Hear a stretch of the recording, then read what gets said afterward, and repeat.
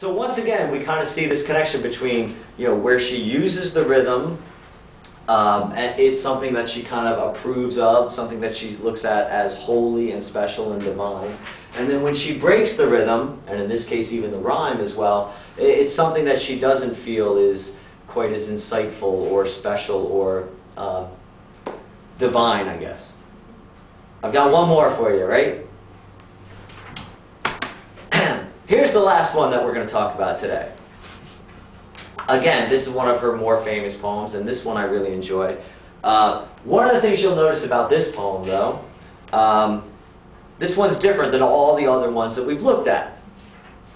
This one is one stanza of 8 lines. Normally she breaks things up into stanzas of 4 and stanzas of 4. And she's got that 8-6 rhythm going here. If you read this one, the rhythm and the rhyme seem to be all messed up. So let's listen to it first. It goes like this. Much madness is divinest sense to a discerning eye. Much sense the starkest madness. 'Tis the majority in this as all prevail. Assent and you are sane. Demur you're straightway dangerous and handled with a chain. Okay. Step 1. Let's count the syllables per line. Okay? Now usually when I do this one with my students, I actually write the numbers up there. You can do it on your sheet if you want, right? Much madness is divinest sense. Okay, so we have a line of 8. To a discerning eye. 6. Much sense the starkest madness. Alright, that's 7. Alright, so we went from 8, 6, now we got a 7.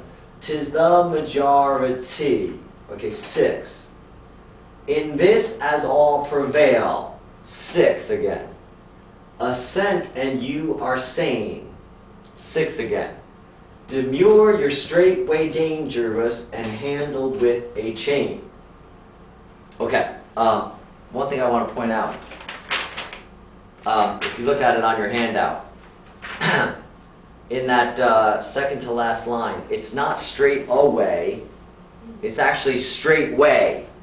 When you get it out of the Emily Dickinson books, it's actually demur, you're straightway dangerous, right?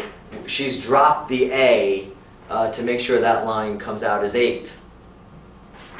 Okay, so we've got 8-6 at the beginning, we've got 8-6 at the end, and then we've got kind of a crazy mess in the middle. Okay? Alright, so let's look at the content of the lines here. What is she talking about? What's the subject matter in each one of these? Okay. Much madness is divinest sense to a discerning eye. Okay. My interpretation of that line is, a lot of things that appear totally crazy on first blush, when you look at them carefully, you realize, wait, no, this makes perfect sense. Something that I thought was a crazy idea at first, when I thought about it, when I looked at it with a discerning eye, when I examined it carefully, I understood it made sense. Perfect sense. As a matter of fact, divine sense here in this poem. Okay. Now, the next line, she kind of flips it. Much sense the starkest madness. Okay. A lot of things that appear perfectly sensible on first blush, when you examine them carefully, you realize they're totally off base. They're totally crazy. This idea that appeared normal and workable at first blush turns out to be something that is absolutely insane. It doesn't work at all. Okay. Then we have this next line. 'Tis the majority in this as all prevail. Okay. Who gets to decide what is sane and what is crazy? Okay, well, according to this line here, the majority gets to do that. Majority rules. If the majority of people say, hey, this is a great idea, well, then that's what we're doing, because they're all going along with it. Assent, and you are sane. Well, assent with whom, I guess, is the question, right? If you agree with the majority of people are going to look at you and say, oh, okay, you're one of us, you're normal, you're sane. On the other hand, if you demur, in other words, if you disagree, if you stand off from the majority, if you demur from this majority opinion, You're straightway dangerous and handled with a chain. You know, if you disagree with the majority, you're going to be looked at as insane. You're going to be looked at as dangerous. You're going to be thrown in chains. Okay. In the beginning, she's talking about things that look crazy but actually turn out to be perfectly sane. In the middle, she's talking about how the majority gets to decide things that are sensible, and a lot of times, you know, what they choose to look at as totally sensible and totally normal would actually turn out to be madness if you looked at it carefully. And then we come back to the end again, where she's talking about the people who dissent from the majority. And this is where she goes back to the 8/6 rhythm, and she hooks us up with some rhyme at the end, again, to kind of bring some closure to the poem. If you demur from the majority, you're considered dangerous and you're handled with a chain.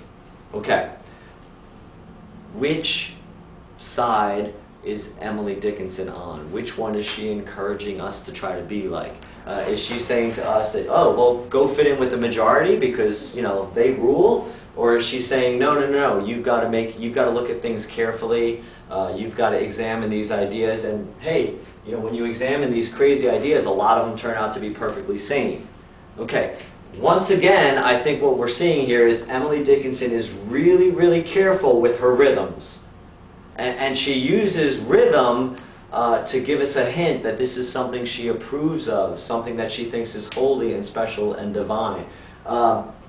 Dissenting from majority opinion, going off and living your own life the way you want to live, even if that includes staying in your bedroom and writing poetry and lowering cookies to the little kids by a rope. If that's what makes sense to you, that's the way you should be living your life. You know, even though other people are going to look at you and say, well, that's crazy.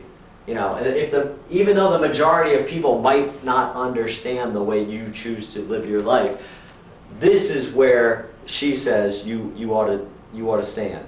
And she gives us that information not only with the words she uses and the content she's discussing, but also with the rhythms that she uses. She uses this rhythms to show her approval of this stance against the majority, of living your life the way you want to live. Okay, so if I was going to wrap it up, I had a slide of my own. You know, my thesis here is, you know, Dickinson is a very, very careful poet.